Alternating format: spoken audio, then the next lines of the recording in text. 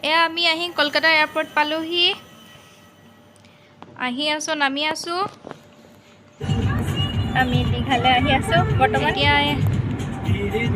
পুতৰ হাতটো এয়া ভিতৰখনত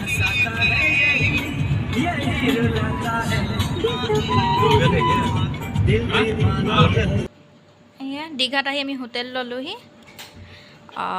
হোটেলৰ পৰা সাগৰখন খুব ধুনীয়াকৈ দেখি ভাবিলোঁ তাৰ পৰা এখন ফটো উঠাই ৰাখোঁ ভিডিঅ' কৰা অৱশ্যে নহ'ব তাৰপিছত এখন দীঘা বীচ প্ৰচণ্ড ঢৌ কাৰণ গুৰু পূৰ্ণিমা আছিলে পূৰ্ণিমাৰ দিনাখন যথেষ্ট ঢৌ হয় বুলি শুনিছিলোঁ সাগৰত নামিবলৈ কোনো অপশ্যনেই নাই কোনো মানুহেই নামিব পৰা নাই সকলো কেৱল পাৰৰ পৰা চাই আছে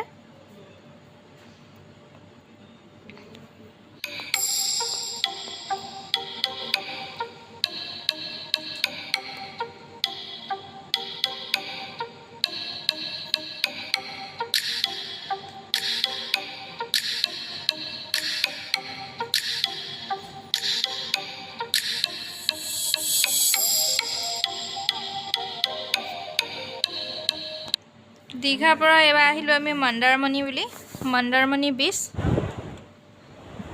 ইয়াত নামিব পাৰি ৰাতিপুৱা সকলোৱে একে একে টি চাৰ্ট পিন্ধি আহি গ'লোঁ ৰিতম আৰু ৰিয়ান